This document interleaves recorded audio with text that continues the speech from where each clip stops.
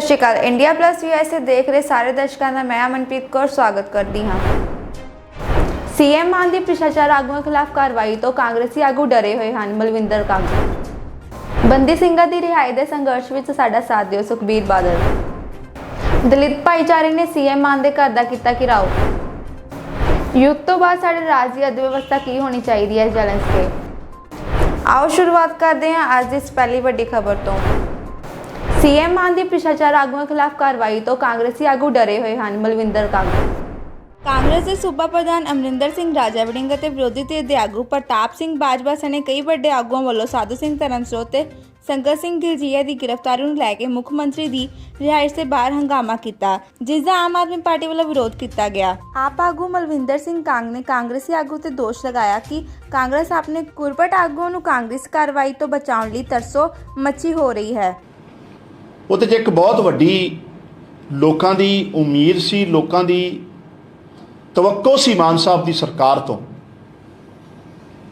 ਕਿ ਜਿਸ ਤਰੀਕੇ ਨਾਲ ਜਿਹੜੇ ਲੋਕਾਂ ਨੇ ਪੰਜਾਬ 'ਚ ਪਿਛਲੇ ਸਾਲਾਂ 'ਚ ਲੁੱਟ-ਖਸੁੱਟ ਕੀਤੀ ਹੈ, ਪੰਜਾਬ ਤੇ ਕਰਜ਼ਾ ਚੜ ਗਿਆ ਤੇ ਆਪਣੇ ਵੱਡੇ ਵੱਡੇ ਇੰਪਾਇਰ ਖੜੇ ਕਰ ਲਏ, ਪੰਜਾਬ ਨੂੰ ਸੱਤਾ ਦੇ ਨਸ਼ੇ 'ਚ ਅੰਨ੍ਹੇਵਾਹ ਲੁੱਟ-ਖਸੁੱਟ ਕੀਤੀ, ਪੰਜਾਬ ਦੇ ਸਰਮਾਏ ਦੀ, ਪੰਜਾਬ ਦੇ ਆਉਣ ਵਾਲੇ ਭਵਿੱਖ ਨੂੰ ਜਿਹੜਾ ਹੈ ਉਹ ਖਤਰੇ 'ਚ ਪਾਇਆ। ਉਹਨਾਂ ਦੇ ਖਿਲਾਫ ਨਾ ਸਿਰਫ ਕਾਰਵਾਈ ਕਰੇ ਬਲਕਿ ਇਸ ਨੂੰ ਅੰਜਾਮ ਤੱਕ ਵੀ ਪਹੁੰਚਾਇਆ ਜਾਵੇ। ਔਰ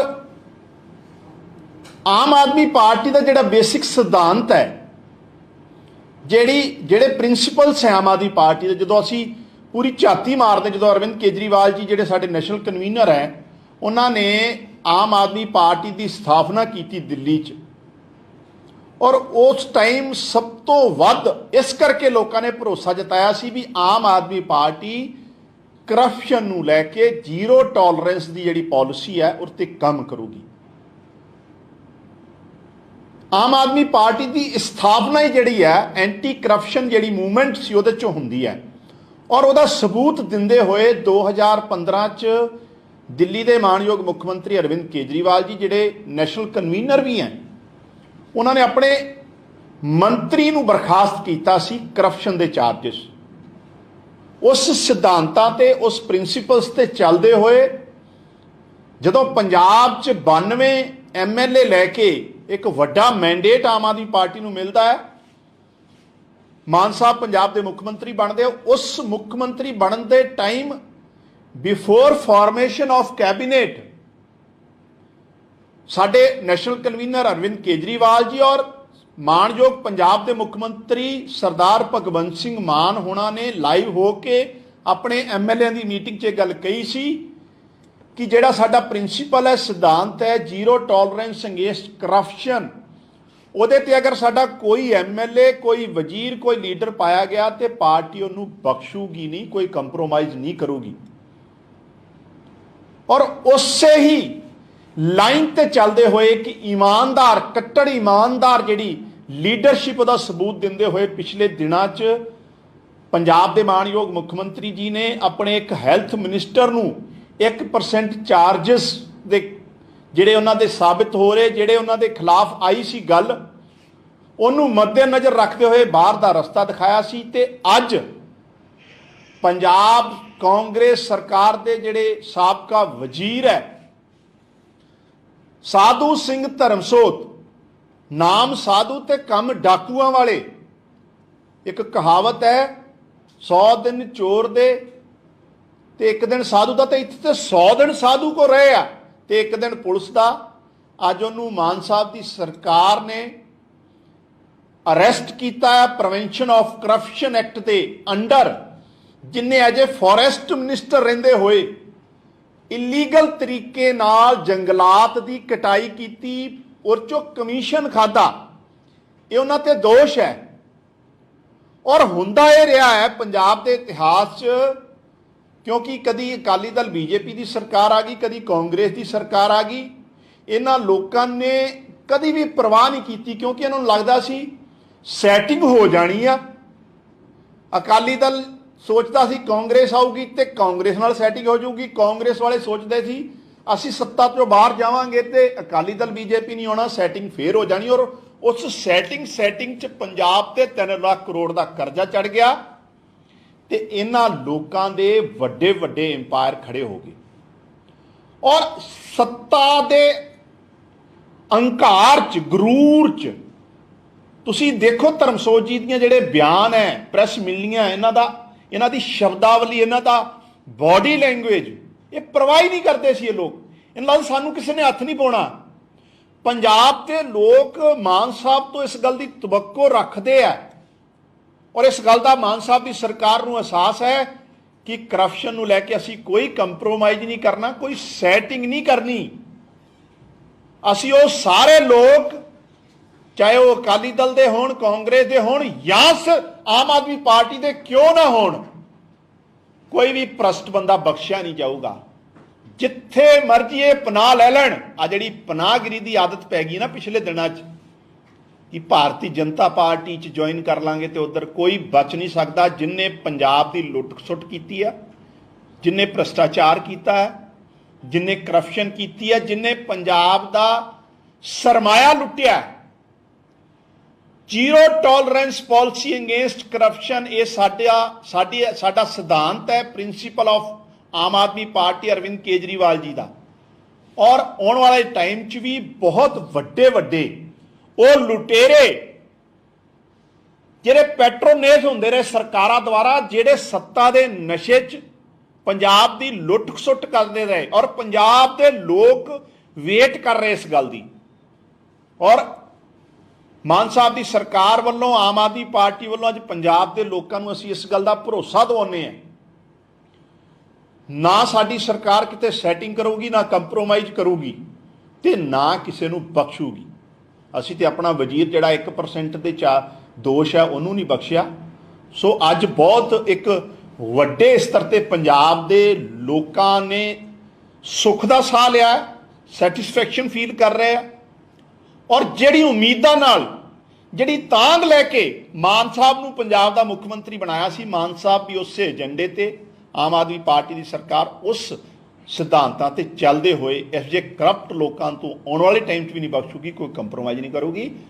ਕਰਪਟ ਲੋਕਾਂ ਦਾ ਜਿਹੜੀ ਜਗ੍ਹਾ ਹੈ, ਅਕੋਰਡਿੰਗ ਟੂ ਲਾਅ, ਕਾਨੂੰਨ ਦੇ ਆਧਾਰ ਤੇ ਉਹਨਾਂ ਨੂੰ ਬਿਲਕੁਲ ਸਜ਼ਾ ਮਿਲੂਗੀ। ਜਿਹੜੇ ਜਿੰਨੇ ਮਰਜ਼ੀ ਅੱਜ ਕਾਂਗਰਸੀ ਰੌਲਾ ਪਾ ਰਹੇ ਨਾ ਬਦਲੇ ਦੀ ਭਾਵਨਾ, ਇਹ ਆਪਣੀ ਅੰਤਰਾਤਮਾ ਨਾਲ ਦੱਸ ਦੇਣ, ਇਹ ਆਪਣੇ ਅੰਦਰੋਂ ਆਪਣੇ ਬੱਚਿਆਂ ਵੱਲ ਝਾਤੀ ਮਾਰ ਕੇ ਤੇ ਦੱਸਣ ਕਿ ਨਹੀਂ ਹੋਈ ਲੁੱਟ-ਖਸੁੱਟ ਪਿਛਲੇ ਸਾਲਾਂ 'ਚ ਪੰਜਾਬ ਦੀ। ਪੰਜਾਬ ਦਾ ਸਰਮਾਇਆ ਰੇਤਾ ਦੇ ਰੂਪ, ਟਰਾਂਸਪੋਰਟ ਦੇ ਰੂਪ 'ਚ, ਜੰਗਲਾਤ ਦੇ ਰੂਪ 'ਚ, ਇਨਵਾਇਰਨਮੈਂਟ ਸਭ ਤੋਂ ਵੱਧ ਕ੍ਰਾਈਸਿਸ ਫੇਸ ਕਰ ਰਹੇ ਆ। ਪਾਣੀ ਦੇ ਜਿਸ ਤਰੀਕੇ ਨਾਲ ਸਾਨੂੰ ਕ੍ਰਾਈਸਿਸ ਪੰਜਾਬ ਦੇ ਆਉਣ ਵਾਲੇ ਟਾਈਮ ਲਈ, ਸੋ ਇਹ ਸਾਰੀਆਂ ਚੀਜ਼ਾਂ ਲਈ ਜਿਹੜੇ ਜ਼ਿੰਮੇਵਾਰ ਹੈ ਬਿਲਕੁਲ ਬਖਸ਼ਿਆ ਨਹੀਂ ਜਾਊਗਾ। ਔਰ ਮਾਨ ਸਾਹਿਬ ਦੀ ਸਰਕਾਰ ਦੇ ਇਸ ਐਕਸ਼ਨ ਦਾ ਆਮ ਆਦਮੀ ਪਾਰਟੀ ਸਵਾਗਤ ਵੀ ਕਰਦੀ ਆ ਔਰ ਆਉਣ ਵਾਲੇ ਟਾਈਮ ਲਈ ਵੀ ਪੰਜਾਬ ਦੇ ਲੋਕਾਂ ਨੂੰ ਇਹ ਵਾਅਦਾ ਕਰਦੀ ਆ, ਜਿਸ ਉਮੀਦਾਂ ਨਾਲ ਤੁਸੀਂ ਮਾਨ ਸਾਹਿਬ ਨੂੰ ਮੁੱਖ ਮੰਤਰੀ ਬਣਾਇਆ, ਆਮ ਆਦਮੀ ਪਾਰਟੀ ਨੂੰ, ਉਹ ਸਾਰੇ ਵਾਅਦੇ ਵੀ ਪੂਰੇ ਹੋਣਗੇ ਔਰ ਕਰਪਟ ਨਿਜ਼ਾਮ ਜਿਹੜਾ ਇਹਨਾਂ ਲੋਕਾਂ ਨੇ ਪੈਦਾ ਕੀਤਾ ਸੀ ਉਹਦੀ ਬਿਲਕੁਲ ਜਿਹੜਾ ਜੜ੍ਹਾਂ ਤੋਂ ਖਤਮ ਹੋਊਗਾ। ਸੋ ਅੱਜ ਦਾ ਇਹ ਵਿਸ਼ਾ ਸੀ। ਤੁਹਾਡੀ ਕੋਈ ਸਵਾਲ ਹੋਵੇ ਤੇ ਕਰ ਸਕਦੇ। ਟਵੀਟ ਆਉਂਦਾ ਹੈ ਕਿ ਮਤਲਬ ਕੋਈ ਰਾਜਨੀਤੀ ਹੈ ਤੇ ਬੇਰੁਜ਼ਗਾਰੀ ਦੇ ਮੁੱਦਿਆਂ ਤੋਂ ਲੋਕਾਂ ਦਾ ਮਨ ਭਟਕਾਉਣ ਦੇ ਲਈ ਜਿਹੜਾ ਇਹ ਗ੍ਰਿਫਤਾਰੀਆਂ ਕੀਤੀਆਂ ਜਾ ਰਹੀਆਂ ਹਨ। ਕਿਹੜੇ ਮੁੱਦਿਆਂ ਤੋਂ ਭਟਕਾਉਣ ਲਈ? ਬੇਰੁਜ਼ਗਾਰੀ ਤੇ ਬੇਰੁਜ਼ਗਾਰ ਕਿੰਨੇ ਪੈਦਾ ਕੀਤੇ? ਦੇਖੋ 3 ਮਹੀਨੇ ਪੂਰੇ ਨਹੀਂ ਹੋਏ, ਮਾਨ ਸਾਹਿਬ ਦੀ ਸਰਕਾਰ ਨੇ ਇਲੀਗਲ ਖੱਡਾਂ ਬੰਦ ਕੀਤੀਆਂ ਜਿਨ੍ਹਾਂ ਤੋਂ ਇਹਨਾਂ ਦੇ ਵੱਡੇ ਵੱਡੇ ਇੰਪਾਇਰ ਖੜੇ ਹੋਏ ਸੀ। ਸਰਕਾਰੀ ਜ਼ਮੀਨਾਂ ਜਿਹੜੀਆਂ ਦੱਬੀਆਂ ਸੀ, ਪੀੜ੍ਹੀ ਦਰ ਪੀੜ੍ਹੀ ਰਸੂਖਦਾਰਾਂ ਨੇ ਉਹਨਾਂ ਤੋਂ ਛੁਡਵਾਉਣ ਦਾ ਕੰਮ ਸ਼ੁਰੂ ਹੋਇਆ। ਨਾਲ ਨਾਲ ਨੌਜਵਾਨਾਂ ਨੂੰ ਨੌਕਰੀਆਂ ਦੇਣ ਦੀ ਜਿਹੜੀ ਸ਼ੁਰੂਆਤ ਹੈ ਉਹ ਵੀ ਹੋ ਗਈ। ਇਹਨਾਂ ਲੋਕਾਂ ਨੇ ਤੇ ਨੌਕਰੀਆਂ ਵੀ ਜੇ ਦਿੱਤੀਆਂ ਤੇ ਆਪਣੇ ਲੀਡਰਾਂ ਦੇ ਬੱਚਿਆਂ ਨੂੰ ਦਿੱਤੀਆਂ, ਪਰਿਵਾਰਾਂ ਨੂੰ ਦਿੱਤੀਆਂ। ਪੰਜਾਬ ਦੀ ਨੌਜਵਾਨੀ ਦਾ ਜਿਹੜਾ ਪਲਾਇਨ ਪਿਛਲੇ ਦਿਨਾਂ 'ਚ ਹੋਇਆ, ਉਹਦੇ ਚਾਹੇ ਕਾਂਗਰਸ ਦੀ ਸਰਕਾਰ ਰਹੀ ਹੈ, ਚਾਹੇ ਅਕਾਲੀ ਦਲ ਬੀਜੇਪੀ ਦੀ ਰਹੀ ਆ, ਤੇ ਰਾਜਾ ਵੜਿੰਗ ਜੀ ਆਤਮ ਪੜਚੋਲ ਕਰਨ ਔਰ ਇਸ ਗੱਲ ਦਾ ਸਮਰਥਨ ਕਰਨ ਕਿ ਵਾਕਈ ਮਾਨ ਸਾਹਿਬ ਦੀ ਸਰਕਾਰ ਨੇ ਪੰਜਾਬ ਹਿਤੈਸ਼ੀ ਹਿੰਮਤ ਨਾਲ ਡੇਰਿੰਗ ਇਹ ਫੈਸਲਾ ਲਿਆ, ਜਿਹੜਾ ਕਿ ਆਉਣ ਵਾਲੇ ਟਾਈਮ 'ਚ ਵੀ ਦੂਜਿਆਂ ਵਾਸਤੇ ਵੀ ਬਹੁਤ ਵੱਡਾ ਜਿਹੜਾ ਐਗਜ਼ਾਮਪਲ ਸਾਬਿਤ ਹੋਊਗਾ। ਸਰ ਇੱਕ ਮੰਤਰੀ ਦੇ ਖਿਲਾਫ ਜਿਹੜਾ ਕਿ ਐਕਸ਼ਨ ਲੈ ਲਿਆ ਗਿਆ ਹੈ, ਪਹਿਲਾਂ ਕਾਫੀ ਘੁਟਾਲੇ ਹੋਏ ਹੈ। ਤੁਹਾਡਾ ਕਹਿਣਾ ਸੀਗਾ, ਸਰਕਾਰ ਦਾ ਕਹਿਣਾ ਸੀਗਾ ਕਿ ਜਿਹੜੇ ਪੁਰਾਣੀ ਫਾਈਲਾਂ ਹੈ ਸਾਰੀ ਜਾਂਚ ਕੀਤੀ ਜਾਊਗੀ। ਲਿਸਟ ਦੇ ਵਿੱਚ ਹੋਰ ਵੀ ਪੁਰਾਣੇ ਸਾਬਕਾ ਮੰਤਰੀ ਹੈ ਜਿਨ੍ਹਾਂ ਦਾ ਐਕਸ਼ਨ ਲਿਆ ਜਾ ਸਕਦਾ। ਸਭ ਫੜੇ ਜਾਣਗੇ, ਪੰਜਾਬੀ ਗਾਣਾ ਨਾ, ਲੇਕਿਨ according to law with documentary proof, according to CRPC ਜੋ ਪ੍ਰੋਸੀਜਰ ਆਫ ਲਾਅ ਹੈ। ਬਦਲੇ ਦੀ ਭਾਵਨਾ ਨਾਲ ਕਿਸੇ ਤੇ ਕਾਰਵਾਈ ਨਹੀਂ ਹੋਊਗੀ, ਲੇਕਿਨ ਇਹ ਸਾਡੀ ਕਮਿਟਮੈਂਟ ਹੈ, ਪੰਜਾਬ ਦੇ ਲੋਕਾਂ ਦਾ, ਮਾਨ ਸਾਹਿਬ ਦੀ ਕਮਿਟਮੈਂਟ ਹੈ। ਔਰ ਪੰਜਾਬ ਦੇ ਲੋਕਾਂ ਨੇ ਵੀ ਮਾਨ ਸਾਹਿਬ ਤੇ ਇਸ ਕਰਕੇ ਭਰੋਸਾ ਜਤਾਇਆ ਆਮ ਆਦਮੀ ਪਾਰਟੀ ਤੇ ਕਿ ਇਸ ਕਰਪਟ ਲੋਕਾਂ ਤੋਂ, ਜਿਹੜੇ ਪੀੜ੍ਹੀ ਦਰ ਪੀੜ੍ਹੀ ਪਹਿਲਾਂ ਪੰਜਾਬ ਤੇ ਰਾਜ ਵੀ ਕਰਦੇ ਰਹੇ ਤੇ ਪੰਜਾਬ ਦੀ ਲੁੱਟ ਖਸੁੱਟ ਵੀ ਕਰਦੇ ਰਹੇ, ਉਹਨਾਂ ਤੋਂ ਨਿਜਾਤ ਮਿਲੂਗੀ ਔਰ ਇਹਨਾਂ ਨੂੰ ਸਜ਼ਾ ਵੀ ਮਿਲੂਗੀ, ਬਖਸ਼ਿਆ ਨਹੀਂ ਜਾਊਗਾ। ਇਹ ਤੇ ਪਰਦੇ ਪਾ ਦਿੰਦੇ ਸੀ। ਕੈਪਟਨ ਸਾਹਿਬ ਨੇ ਵੀ ਬੜੀਆਂ ਇਨਕੁਆਰੀਆਂ ਕਰਾ ਕੇ ਹੁਣ 15 ਦਿਨ ਬਾਅਦ ਇੱਕ ਬਿਆਨ ਦੇ ਦਿੰਦੇ ਆ, ਮੇਰੇ ਕੋ ਸਬੂਤ ਪਏ, ਮੇਰੇ ਕੋ ਲਿਸਟਾਂ ਪਈਆਂ। ਇਹ ਸੈਟਿੰਗ ਕਰ ਰਹੇ ਹਜੇ ਵੀ ਸੈਟਿੰਗ। ਇਹ ਸੈਟਿੰਗ ਆਮ ਆਦਮੀ ਪਾਰਟੀ ਔਰ ਮਾਨ ਸਾਹਿਬ ਦੀ ਸਰਕਾਰ ਨਾਲ ਨਹੀਂ ਹੋਣੀ।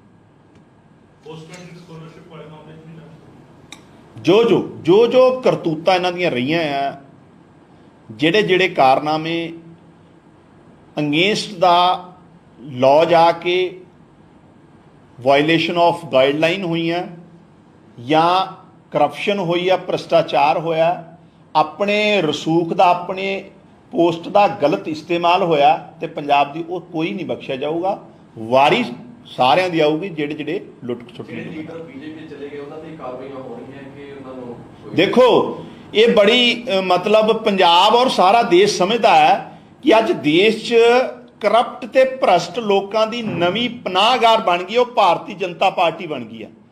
ਜਿੱਡਾ ਮਰਜੀ ਵੱਡਾ ਪਾਪ ਕਰ ਲੋ ਤੇ ਉਹ ਕਹਿੰਦੇ ਸਾਡੇ ਵੱਲ ਆ ਜਾਓ ਤੇ ਅਸੀਂ ਤੁਹਾਨੂੰ ਬਚਾ ਲਾਂਗੇ। ਇਹ BJP ਦਾ ਜਿਹੜਾ ਦੋਹਰਾ ਮਾਪਦੰਡ ਹੈ, ਕਿਰਦਾਰ ਹੈ, ਉਹ ਵੀ ਲੋਕਾਂ ਦੇ ਸਾਹਮਣੇ ਆਪਾਂ ਦੇਖਿਆ। ਵੈਸਟ ਬੰਗਾਲ 'ਚ ਪਹਿਲਾਂ ਇੱਕ ਲੀਡਰ ਦੇ ਖਿਲਾਫ CBI ਇਨਕੁਆਇਰੀ, ਇਨਫੋਰਸਮੈਂਟ ਡਾਇਰੈਕਟੋਰੇਟ ਜਾਂਦਾ, ਫਿਰ ਉਹਨੂੰ BJP ਸ਼ਾਮਿਲ ਕਰ ਲਿਆ ਜਾਂਦਾ, ਫਿਰ ਉਹ BJP 'ਚ MP ਬਣ ਕੇ ਫਿਰ BJP ਨੂੰ ਫਿਰ ਛੱਡ ਦਿੰਦਾ ਤੇ ਇਨਕੁਆਇਰੀ ਫਿਰ ਖੁੱਲ ਜਾਂਦੀ। ਸੋ BJP ਦਾ ਜਿਹੜਾ ਦੋਹਰਾ ਮਾਪਦੰਡ ਹੈ ਇਹ ਵੀ ਸਾਹਮਣੇ ਆ। ਇਹ ਜਿੱਥੇ ਮਰਜ਼ੀ ਪਨਾਹ ਲੈ ਲੈਣ, ਬਖਸ਼ਿਆ ਕੋਈ ਨਹੀਂ ਜਾਊਗਾ। ਇਹ ਕੋਈ ਤਰੀਕਾ ਨਹੀਂਗਾ। ਅਕੋਰਡਿੰਗ ਟੂ ਲਾਅ ਸਾਰਿਆਂ ਤੇ ਕਾਰਵਾਈ ਹੋਊਗੀ ਕਾਨੂੰਨ ਦੇ ਆਧਾਰ ਤੇ, ਔਰ ਥੋੜਾ ਮੈਨੂੰ ਲੱਗਦਾ ਟਾਈਮ ਵੀ ਲੱਗੂਗਾ। ਬਖਸ਼ਣਾ ਨਹੀਂਗਾ। ਸੈਟਿੰਗ ਨਹੀਂ ਹੋ ਪਾਉਣੀ। ਸੈਟਿੰਗ BJP 'ਚ ਕਰ ਲੈਣ, ਕਾਂਗਰਸ 'ਚ ਕਰ ਲੈਣ, ਕੈਪਟਨ ਨਾਲ ਕਰ ਲੈਣ, ਲੇਕਿਨ ਪੰਜਾਬ ਦੇ ਲੋਕ ਔਰ ਸਾਰਾ ਸਰਕਾਰ ਦੇਖ ਰਹੀ ਹੈ ਜਿਹੜੇ ਗੁਨਾਹਗਾਰ ਹੈ ਆਉਣ ਵਾਲੇ ਟਾਈਮ 'ਚ ਬਿਹਾਈਂਡ ਦਾ ਬਾਹਰ ਜਾਣਗੇ। ਸ਼ੁਕਰੀਆ। ਬੰਦੀ ਸਿੰਘਾਂ ਦੀ ਰਿਹਾਈ ਦੇ ਸੰਘਰਸ਼ ਵਿੱਚ ਸਾਡਾ ਸਾਥ ਦਿਓ। ਸੁਖਬੀਰ ਬਾਦਲ। ਸ਼੍ਰੋਮਣੀ ਅਕਾਲੀ ਦਲ ਦੇ ਪ੍ਰਧਾਨ ਸੁਖਬੀਰ ਸਿੰਘ ਬਾਦਲ ਨੇ ਅੱਜ ਪੰਜਾਬੀਆਂ ਨੂੰ ਅਪੀਲ ਕੀਤੀ ਹੈ ਕਿ ਉਹ ਸਾਰੇ ਮਤਭੇਦ ਤਿਆਗ ਕੇ 2 ਦਹਾਕਿਆਂ ਤੋਂ ਵੱਧ ਸਮੇਂ ਤੋਂ ਜੇਲ੍ਹ ਵਿੱਚ ਬੰਦ ਬੰਦੀ ਸਿੰਘਾਂ ਨੂੰ ਆਪਣੇ ਪਰਿਵਾਰ ਨਾਲ ਮੁੜ ਮਿਲਣ ਦਾ ਇੱਕ ਮੌਕਾ ਦੇਣ। ਭਦੌੜ, ਬਰਨਾਲਾ, ਮਹਿਲਕਲਾਂ ਅਤੇ ਮਲੇਰਕੋਟਲੇ ਵਿੱਚ ਵਰਕਰ ਮੀਟਿੰਗ ਨੂੰ ਸੰਬੋਧਨ ਕਰਦਿਆਂ ਅਕਾਲੀ ਦਲ ਦੇ ਪ੍ਰਧਾਨ ਨੇ ਕਿਹਾ ਕਿ ਸ਼੍ਰੋਮਣੀ ਅਕਾਲੀ ਦਲ ਨੇ ਸ਼੍ਰੀ ਅਕਾਲ ਤਖਤ ਸਾਹਿਬ ਦੇ ਜਥੇਦਾਰ ਦੀ ਇੱਛਾ ਨੂੰ ਮੰਨਦਿਆਂ ਸਿੱਖ ਨਜ਼ਰਬੰਦਾਂ ਦੇ ਪਰਿਵਾਰਕ ਮੈਂਬਰ ਨੂੰ ਮੈਦਾਨ ਵਿੱਚ ਉਤਾਰਨ ਦਾ ਫੈਸਲਾ ਕੀਤਾ ਹੈ ਤਾਂ ਜੋ ਇੱਕ ਸਖਤ ਸੰਦੇਸ਼ ਦਿੱਤਾ ਜਾ ਸਕੇ। ਉਹਨਾਂ ਸਾਰੇ ਨਜ਼ਰਬੰਦਾਂ ਦੀ ਰਿਹਾਈ ਕੀਤੀ ਜਾਵੇ ਜੋ ਉਮਰ ਕੈਦ ਦੀ ਸਜ਼ਾ ਪੂਰੀ ਹੋਣ ਤੋਂ ਬਾਅਦ ਵੀ ਜੇਲ੍ਹ ਵਿੱਚ ਨਜ਼ਰਬੰਦ ਸਨ। ਬੀਬਾ ਕਮਲਦੀਪ ਕੌਰ ਰਾਜੂਆਣਾ ਸ਼੍ਰੋਮਣੀ ਅਕਾਲੀ ਦਲ ਬਸਪਾ ਗਠਜੋੜ ਦੇ ਨਾਲ ਪੱਧਰ ਜਥੇਬੰਦੀਆਂ ਦੀ ਸਾਂਝੀ ਉਮੀਦਵਾਰ ਹੈ। ਇਹ ਦਾਅਵਾ ਕਰਦੇ ਹੋਏ ਕਿ ਚੋਣਾਂ ਬੰਦੀ ਸਿੰਘਾਂ ਅਤੇ ਉਹਨਾਂ ਦੇ ਪਰਿਵਾਰ ਦੀ ਜ਼ਿੰਦਗੀ ਨੂੰ ਬਦਲ ਦੇਵੇਗੀ। ਸੁਖਬੀਰ ਬਾਦਲ ਨੇ ਬੀਬਾ ਰਾਜੂਆਣਾ ਦੀ ਉਮੀਦਵਾਰ ਦੀ ਹਮਾਇਤ ਲਈ ਸਾਰਿਆਂ ਨੂੰ ਅੱਗੇ ਆਉਣ ਦੀ ਅਪੀਲ ਕੀਤੀ। ਉਹਨਾਂ ਇਹ ਵੀ ਦੱਸਿਆ ਕਿ ਕਿਵੇਂ ਉਹ ਸ਼੍ਰੋਮਣੀ ਅਕਾਲੀ ਦਲ ਦੇ ਪ੍ਰਧਾਨ ਸਿਮਰਨਜੀਤ ਸਿੰਘ ਮਾਨ ਨੂੰ ਮਿਲੇ ਸਨ ਅਤੇ ਉਹਨਾਂ ਨੂੰ ਬੰਦੀ ਸਿੰਘਾਂ ਦੇ ਪਰਿਵਾਰ ਵਿੱਚੋਂ ਕਿਸੇ ਉਮੀਦਵਾਰ ਨੂੰ ਸਮਰਥਨ ਦੇਣ ਦੀ ਅਪੀਲ ਕੀਤੀ ਸੀ। ਮੈਂ ਅਪੀਲ ਇਸ ਕਰਕੇ ਕੀਤੀ ਹੈ ਕਿਉਂਕਿ ਸ਼੍ਰੀ ਮਾਨ ਵੀ 1979 ਦੀ ਸੰਸਦੀ ਚੋਣਾਂ ਭਾਰੀ ਫਤਵੇ ਨਾਲ ਜਿੱਤਣ ਤੋਂ ਬਾਅਦ ਜੇਲ੍ਹ ਵਿੱਚ ਰਿਹਾ ਹੋ ਗਏ ਹਨ। ਦਲਿਤ ਭਾਈਚਾਰੇ ਨੇ CM ਮਾਨ ਦੇ ਘਰ ਦਾ ਕੀਤਾ ਘਿਰਾਓ। ਬਹੁਜਨ ਸਮਾਜ ਪਾਰਟੀ ਵੱਲੋਂ ਅੱਜ ਮੁੱਖ ਮੰਤਰੀ ਭਗਵੰਤ ਮਾਨ ਦੀ ਕੋਠੀ ਦਾ ਘਿਰਾਓ ਕੀਤਾ ਗਿਆ, ਜਿਸ ਦੀ ਅਗਵਾਈ ਬਸਪਾ ਸੂਬਾ ਪ੍ਰਧਾਨ ਜਸਵਿੰਦਰ ਸਿੰਘ ਗੜੀ ਕੀਤੀ। ਕੈਦ ਦੀ ਧੁੱਪ ਵਿੱਚ ਬਸਪਾ ਵਰਕਰਾਂ ਤੇ ਲੀਡਰਸ਼ਿਪ ਨੇ ਨੀਲੇ ਝੰਡੇ ਦੇ ਜਾਹੋ ਜਲਾਲ ਨਾਲ ਪੂਰੇ ਸ਼ਹਿਰ ਵਿੱਚ 8 ਕਿਲੋਮੀਟਰ ਦੇ ਲਗਭਗ ਰੋਸ ਮਾਰਚ ਕੱਢਿਆ, ਜਿਸ ਵਿੱਚ 1.5-2 ਕਿਲੋਮੀਟਰ ਲੰਬਾ ਗੱਡੀਆਂ, ਮੋਟਰਸਾਈਕਲ, ਪੈਦਲ ਕਾਫਲਾ ਲਗਾਤਾਰ ਸਰਕਾਰ ਵਿਰੋਧੀ ਨਾਅਰੇਬਾਜ਼ੀ ਕਰਦਾ ਮੁੱਖ ਮੰਤਰੀ ਦੀ ਕੋਠੀ ਵੱਲ ਵਧਿਆ, ਜਿਸ ਦੀ ਅਗਵਾਈ ਬਸਪਾ ਸੂਬਾ ਪ੍ਰਧਾਨ ਨੇ ਖੁਦ ਸਾਈਕਲ ਚਲਾ ਕੇ ਕੀਤੀ। ਇਹ ਕਾਫਲਾ ਗੁਰਦੁਆਰਾ ਨਨਕਾਣਾ ਸਾਹਿਬ ਤੋਂ ਚੱਲ ਕੇ ਮੁੱਖ ਬਾਜ਼ਾਰ ਤੋਂ ਹੁੰਦਾ ਹੋਇਆ ਮੁੱਖ ਮੰਤਰੀ ਦੀ ਰਿਹਾਇਸ਼ ਤੇ ਪਹੁੰਚਾ। ਇਸ ਮੌਕੇ ਸੰਗਰੂਰ ਤੋਂ ਬਠਿੰਡਾ ਲੋਕ ਸਭਾ ਦੇ ਵਰਕਰ ਹਮ के पहुंचे। जरूरत नहीं पेगी, जेड़ा बैठेगा चंडीगढ़ बुलावांगे ते चंडीगढ़ बुला के समस्या हल करांगे। तुसी मजदूर वर्ग दे लोग असी तुसी अज इकट्ठे होए, मोड़ धरना लाया सी कि नहीं लाया सी, मानसे लाया कि नहीं लाया, सरदूलगढ़ लाया कि नहीं लाया, बडलाडे धरना लाया कि नहीं लाया, ते मुख्यमंत्री ने नीले झंडे वालियां नूं याद रखी ते मुख्यमंत्री नीले झंडे वालियां तो डरदा मारा कोठी छड्ड के फरार हो गया। सत्कारयोग साथियों, फिर पीआरटीसी वाले 100 मुलाजम ते पंजाब रोडवेज के 350 मुलाजम आ धरना ला के बैठे आ। मैं अज थोड़े मजदूरों के माध्यम तो इन्होंने पढ़े लिखे वर्ग की भी आवाज चुकनी चाहना कि बहुजन समाज पार्टी थोड़े नाल है। आम आदमी पार्टी का झूठ पूरे पंजाब च नंगा करांगे, पूरे पंजाब च नंगा करांगे। मल्टी पर्पज बेरोजगार यूनियन बैठी आ, 3500 मुंडा आया गरीबा मजदूरों का कैंप लग 3500। पंजाब पुलिस की भर्ती बैठक लिस्ट 400 मुलाजम बैठा धरने के उत्ते। कराटा का टेस्ट पास जी पहले नंबर से टैंक है, 4,500 मुलाजम है उन्होंने। नर्सिंग स्टाफ भी बैठा जेडे हस्पताल साडी सेवा संभाल करते, वो भी 100 जना उत्ते बैठा।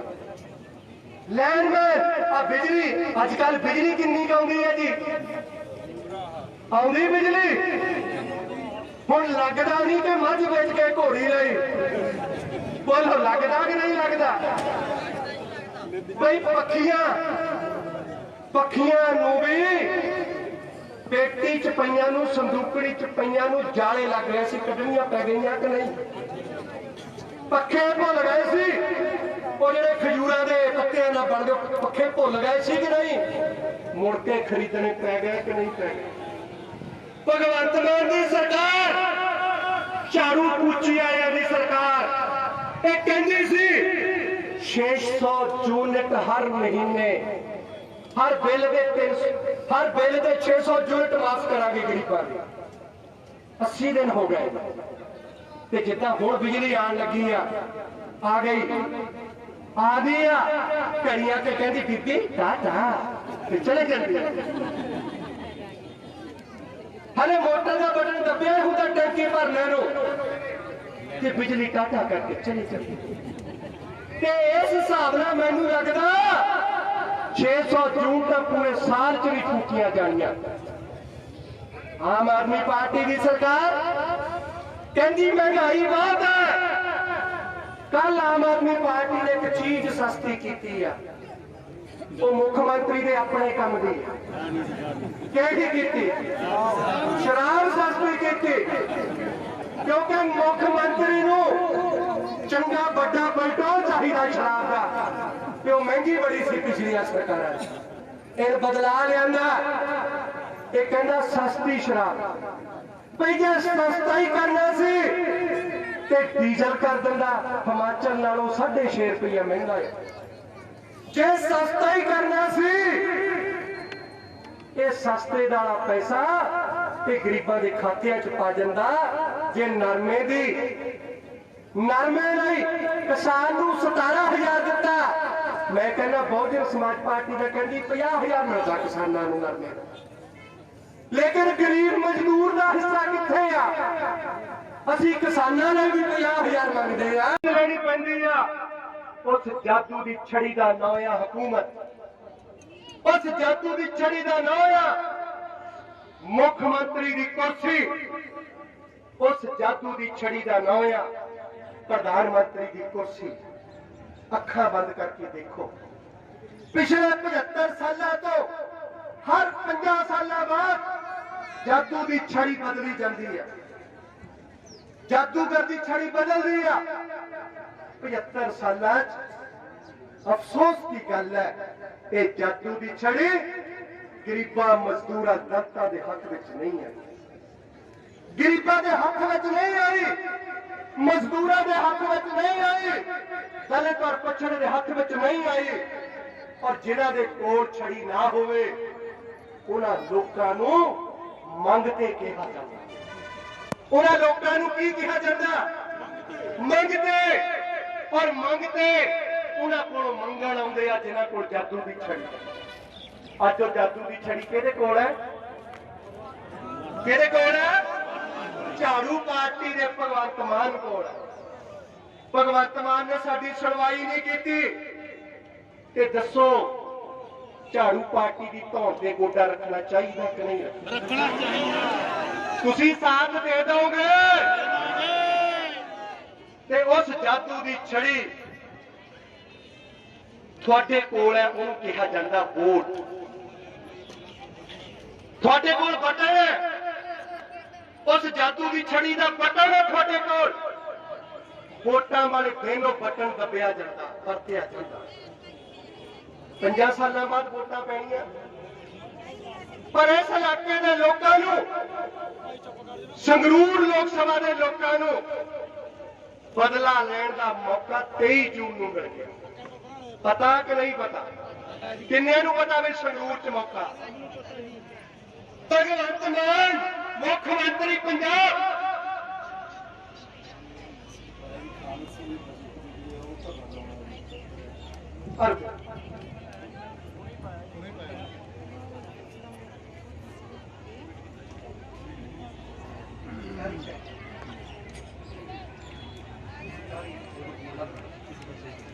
ਮੁੱਖ ਮੰਤਰੀ ਨੇ ਸੁਨੇਹਾ ਪਾਇਆ, ਪਾਰਟੀ ਦੇ ਲੀਡਰ ਸਹਿਬਾਨ ਦੱਸਣ ਆਏ, ਕਹਿੰਦਾ ਚੰਦ ਟੱਟੂ ਕਾਂਗਰਸੀ ਆਇਓ ਆ।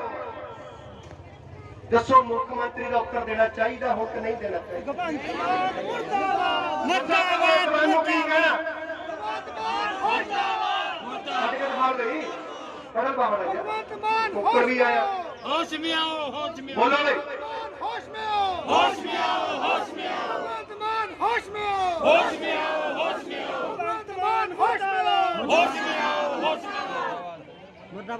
ਮੈਨੂੰ ਦੁੱਖਵਾ ਬਿਨਾਂ ਸਮਾਂ ਲਏ ਪੰਜਾਬ ਦੀ ਬਚੀ ਕੁਚੀ ਕਾਂਗਰਸ ਅੱਜ ਰਿਸ਼ਵਤ ਦੇ ਕੇਸਾਂ ਦਾ ਸਾਹਮਣਾ ਕਰ ਰਹੀ ਹੈ। ਆਪਣੇ ਲੀਡਰਾਂ ਦੇ ਹੱਕ ਵਿੱਚ ਮੇਰੇ ਘਰ ਧਰਨਾ ਦੇਣ ਲਈ ਪੰਜਾਬ ਲੁੱਟਣ ਵਾਲਿਆਂ ਦਾ ਸਾਥ ਦੇਣਾ ਹੈ। ਸਬੂਤ ਹੈ ਰਿਸ਼ਵਤ ਇਹਨਾਂ ਦੇ ਖੂਨ 'ਚ। ਨਾਰੇ ਲਾ ਰਹੇ ਹਨ ਸਾਡੇ ਹੱਕ ਹੈ, ਮਤਲਬ ਰਿਸ਼ਵਤ ਖੋਰੀ। ਅੱਛਾ ਬਈ, ਕੋਈ ਜਿੰਨੇ ਬਹੁਜਨ ਸਮਾਜ ਪਾਰਟੀ ਦੇ ਨੀਲੇ ਝੰਡੇ ਥੱਲੇ ਆਏ ਹੋ ਹੱਥ ਖੜੇ ਕਰਿਓ ਜਰਾ। ਤੇ ਆਪ ਭਗਵੰਤ ਮਾਨ ਜੀ ਆਪਣੀ CID ਦੇ ਮਾਧਿਅਮ ਤੋਂ ਚੈੱਕ ਕਰ ਲਿਓ ਕਿ ਨੀਲੇ ਝੰਡੇ ਦੇ ਹਾਥੀ ਵਾਲੇ ਆਏ ਆ। ਹੁਣੇ ਕੀਤਾ ਵੀ ਹੋਣਾ ਹੀ ਹੈ। ਇਹਦਾ ਮਤਲਬ ਕਿਤੇ ਨੇੜੇ ਤੇ ਨਹੀਂ ਬੈਠਾ ਹੋਣਾ। ਇਹਦਾ ਮਤਲਬ ਇਹ ਆ ਕਿਤੇ ਦੂਰਬੀਨ ਲਾ ਕੇ ਨੇੜੇ ਤੇ ਨਹੀਂ ਬੈਠਾ ਹੋਣਾ। ਬਈ ਲਾਈਵ ਵੀ ਕੀਤਾ ਹੈ ਕਿਸੇ ਨੇ ਭਾਸ਼ਣ, ਬਸ ਫਿਰ ਉਹ ਬੈਠਾ ਹੀ ਦੇਖਦਾ। लाइव चल रहा है जी। ਸਤਿਕਾਰਯੋਗ ਸਾਥੀਓ, ਇਹ ਪੰਜਾਬ ਦੀ ਨਕੰਮੀ ਸਰਕਾਰ ਹੈ। ਉਹ ਝਾੜੂ ਵਾਲੇ ਜਿਹਨੂੰ ਤੁਸੀਂ ਬਦਲਾ ਦੇਣਾ ਉਹਦੇ ਉੱਤੇ, ਇਹ ਝਾੜੂ ਵਾਲੇ ਲਿਆਓ, ਝਾੜੂ ਵਾਲੇ ਲਿਆਓ। ਬੀਬੀਆਂ ਨੂੰ ਕਹਿੰਦਾ ਸੀ 1000 ਰੁਪਇਆ ਹਰ ਮਹੀਨੇ ਖਾਤੇ 'ਚ ਪਾਓ। ਮੁੱਕਰ ਗਿਆ ਕਿ ਨਹੀਂ ਮੁੱਕਰ? ਬੋਲੋ, ਵੋਟਾਂ ਤਾਂ ਪਾਈਆਂ ਸੀ ਨਾ, ਮੁੱਕਰ ਗਿਆ ਨਾ। 600 ਝੂਠਾ ਮੁੱਕਰ ਗਿਆ ਦੇਣ ਤੋਂ। ਅਸੀਂ ਵਾਅਦਾ ਕਰਦੇ ਹਾਂ ਮੁੱਖ ਮੰਤਰੀ ਸਾਹਿਬ, ਜਿਹੜਾ ਤੁਸੀਂ ਟਵੀਟ ਪਾਇਆ ਇਹ ਹਾਥੀ ਵਾਲਿਆਂ ਦਾ ਟਵੀਟ ਹੈ। ਆ ਜਿਹੜੇ ਲੋਕ ਆਏ ਨੇ ਇਹ ਕੋਈ ਗੜੀ ਨਹੀਂ ਹੈਗਾ, ਕੋਈ ਸਰਦੂਲਗੜ੍ਹ ਨਹੀਂ ਹੈਗਾ, ਕੋਈ ਸੁਲਾਣੀ ਨਹੀਂ ਹੈਗਾ, ਕੋਈ ਹੋਰ ABCD ਨਹੀਂ ਹੈਗਾ। ਇਹ ਸਾਰੇ ਹਾਥੀ ਆਏ ਨੇ ਤੁਹਾਡੇ ਹੱਥ 'ਚ। ਇਹ ਹਾਥੀ ਆ ਤੇ ਤੁਸੀਂ ਦੱਸੋ ਹਾਥੀ ਤੇ ਬੈਠਣਾ ਆ ਕਿ ਝਾੜੂ ਚੱਕਣੇ ਆ? ਹਾਥੀ ਤੇ ਬੈਠਣਾ ਕਿ ਝਾੜੂ ਚੱਕਣੇ ਆ? ਸਤਿਕਾਰਯੋਗ ਸਾਥੀਓ, ਅੱਜ ਦੇ ਦਿਨ ਚਮਕੌਰ ਸਿੰਘ ਵੀਰ ਜੀ ਤੁਹਾਨੂੰ ਅਗਲਾ 2 ਲਾਈਨਾਂ 'ਚ ਪ੍ਰੋਗਰਾਮ ਦੇਣਗੇ। ਅਸੀਂ ਇਹ ਲੜਾਈ ਇੱਥੇ ਰੋਕਣ ਵਾਲੇ ਨਹੀਂ। ਅਸੀਂ ਇਹ ਲੜਾਈ ਇੱਥੇ ਰੋਕਣ ਵਾਲੇ ਨਹੀਂ ਆ। ਅਸੀਂ ਮਾੜਾ ਜਿਹਾ ਦੇਖਣਾ ਚਾਹੁੰਦੇ ਆ ਕਿ ਸਾਡੇ ਤੋਂ ਇਲਾਵਾ ਹੋਰ ਤਾਂ ਨਹੀਂ ਕਿਸੇ ਨੇ ਧਰਨਾ ਲਾਇਆ। ਚੱਲੀਏ ਦੇਖਣ ਮਾੜੇ ਜਿਹੇ ਕੋਠੀ ਵੱਲ, ਜਿਹੜਾ ਟਵੀਟ ਪਾਉਂਦਾ ਦੇਖ ਲਈਏ ਨਾ, ਟਵੀਟ ਜਿਹੜਾ ਪਾਉਂਦਾ ਦੇਖ ਲਈਏ ਤੇ ਫਤਿਹ ਮੇਰੇ ਕਰੋ। ਜੈ ਭੀਮ, ਜੈ ਭੀਮ। ਇੱਕ ਹੋਰ ਗੱਲ ਸੰਗਰੂਰ ਦੇ ਵਿੱਚ ਸਬਕ ਸਿਖਾਉਣਾ ਆ ਤੇ ਬਹੁਜਨ ਸਮਾਜ ਪਾਰਟੀ ਇੱਥੋਂ ਇਲੈਕਸ਼ਨ ਨਹੀਂ ਲੜ ਰਹੀ। ਬਹੁਜਨ ਸਮਾਜ ਪਾਰਟੀ ਦਾ ਸਮਝੌਤਾ ਸ਼੍ਰੋਮਣੀ ਅਕਾਲੀ ਦਲ ਨਾਲ ਹੈ। ਇੱਥੇ ਤੁਸੀਂ ਵੋਟ ਹੱਥੀ ਲੱਭ ਕੇ ਨਹੀਂ ਪਾਉਣੀ, ਚੋਣ ਨਿਸ਼ਾਨ ਤੱਕੜੀ ਲੱਭ ਕੇ ਪਾਉਣੀ ਹੈ। ਮੰਨਾਂ ਨੂੰ ਹਰਾਉਣ ਦਾ ਕੰਮ ਕਰਨਾ ਹੈ। ਕਰ ਲਓਗੇ ਕਿ ਨਹੀਂ? ਕਰ ਲਓਗੇ ਕਿ ਨਹੀਂ? ਕਰ ਲਓਗੇ ਕਿ ਨਹੀਂ? ਸਾਰੀਆਂ ਭੈਣਾਂ ਨੂੰ ਤੇ ਭਰਾਵਾਂ ਨੂੰ ਬੇਨਤੀ ਹੈ, ਯੁੱਧ ਤੋਂ ਬਾਅਦ ਸਾਡੇ ਰਾਜ ਦੀ ਅਰਥਵਿਵਸਥਾ ਕੀ ਹੋਣੀ ਚਾਹੀਦੀ ਹੈ? ਜ਼ੈਲੈਂਸਕੀ। ਅੱਜ ਯੂਕਰੇਨ ਵਿੱਚ ਬਹੁਤ ਸਾਰੀਆਂ ਚਰਚਾਵਾਂ ਹਨ ਕਿ ਯੁੱਧ ਦੌਰਾਨ ਅਸੀਂ ਜਦੋਂ ਸ਼ਾਂਤੀ ਬਹਾਲ ਕਰਦੇ ਹਾਂ ਤਾਂ ਰਾਜ ਦੀ ਆਰਥਿਕ ਨੀਤੀ ਕੀ ਹੋਣੀ ਚਾਹੀਦੀ ਹੈ। ਮੈਂ ਇੱਕ ਵੇਰਵੇ ਤੇ ਜ਼ੋਰ ਦੇਣਾ ਚਾਹੁੰਦਾ ਹਾਂ ਅਤੇ ਇਹ ਵੇਰਵਾ ਬੁਨਿਆਦੀ ਹੈ। ਸਾਨੂੰ ਇਸ ਤੱਥ ਦੀ ਆਦਤ ਪਾਉਣੀ ਪਵੇਗੀ ਕਿ ਸਮਾਜ ਦੇ ਸਿਰਫ ਦੋ ਹਿੱਸੇ ਹੋ ਸਕਦੇ ਹਨ, ਇੱਕ ਜੋ ਸਾਡੀ ਆਜ਼ਾਦੀ ਦੀ ਰੱਖਿਆ ਕਰਦੇ ਹਨ ਅਤੇ ਉਹ ਇਸ ਬਚਾਅ ਨੂੰ ਯਕੀਨੀ ਬਣਾਉਣ ਲਈ ਕੰਮ ਕਰਦੇ ਹਨ। Російських окупантів і про нашу протидію. Звичайно, детально говорили про європейську перспективу України. Готуємось до відповіді на нашу заявку щодо кандидатства. Торкнулися також тематики гарантій безпеки для України і для усієї Європи. Вдячний, що ми з президентом Франції обговорили цю тему, продовжуємо працювати. Говорив сьогодні із прем'єр-міністром Чорногорії про шлях наших країн до Європейського Союзу. Фактично обмінялися досвідом. Продовжуємо дуже активно працювати в усіх країнах Європейського Союзу щоденно, щоб там однаково сприймалася ситуація щодо кандидатства для нашої держави. І на Заході, і на Сході, і на півночі, і на півдні Європейського Союзу. Більшість європейців підтримують інтеграцію України. А якщо європейці підтримують, то політики, які поки що сумніваються в деяких країнах, не мають протиставляти себе людям, суспільству і самому ходу європейської історії. Звернувся до учасників міністерської зустрічі Організації економічного співробітництва і розвитку. Це одна з найбільш впливових міжнародних організацій світу. Зв'язки з Росією вони розірвали. Але потрібні також і сутнісні рішення.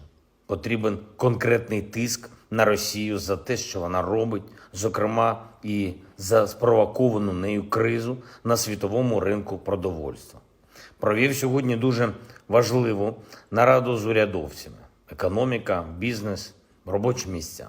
Обговорили дії на 3 рівнях. Те, що потрібно зробити вже зараз, те, що можемо зробити найближчим часом, як би складно не було, і те, що обов'язково зробимо після війни. Перше – це програма спеціальних грантів для підтримки малого і середнього бізнесів. Те, що вже зараз можемо забезпечувати нові робочі місця і нову податкову базу. Друге – це розвиток нашого сектору безпеки в усіх його аспектах. І зараз, і в подальшому. Це також питання про робочі місця, питання про фаховість, про технологічність. Сектор безпеки в Україні має стати зовсім іншим, ніж це було всі ці 30 років. Від державного кордону і до кожної вулиці, до кожної школи, до кожного об'єкту інфраструктури безпека має бути на 100%. І третій аспект – це промислове відновлення та залучення інвестицій в державу. Локалізація, індустріальні парки, підтримка державного замовлення, залучення сучасних технологій в Україну. Готуються відповідні державні програми. Зараз в Україні багато дискусій про те, якою має бути економічна політика держави і у час війни, і тоді, коли повернемо мир. Хочу підкреслити одну деталь. І ця деталь фундаментальна. Ми вже маємо звикати до того, що в суспільстві можуть бути тільки 2 частини. Ті, хто захищає нашу незалежність, і ті, хто працює так, щоб забезпечити цей захист. І це не питання тієї чи іншої економічної доктрини, не питання тієї чи іншої політичної позиції. Ми просто не можемо собі дозволити, щоб в країні залишалась тіньова частина економічного життя. Звичайно, я розумію, що в частині наших регіонів зараз будь-яка економічна активність, офіційна чи неофіційна, є питанням просто виживання. Але якщо ми говоримо про нормальне, стабільне, міцне життя суспільства, роботу держави, про нашу оборону, то маємо розуміти, є ті, хто служить, є ті, хто забезпечує своєю роботою тих, хто служить. Отже, це офіційна зайнятість. ਇਹ ਸਨ ਅੱਜ ਦੀਆਂ ਮੁੱਖ ਖਬਰਾਂ। ਮੈਨੂੰ ਅਮਨਪ੍ਰੀਤ ਨੂੰ ਦਿਓ ਇਜਾਜ਼ਤ ਤੇ ਹੋਰ ਵਧੇਰੇ ਖਬਰਾਂ ਦੇ ਲਈ ਜੁੜੇ ਰਹੋ ਇੰਡੀਆ+ USA ਨਾਲ। ਸਤਿ ਸ਼੍ਰੀ ਅਕਾਲ।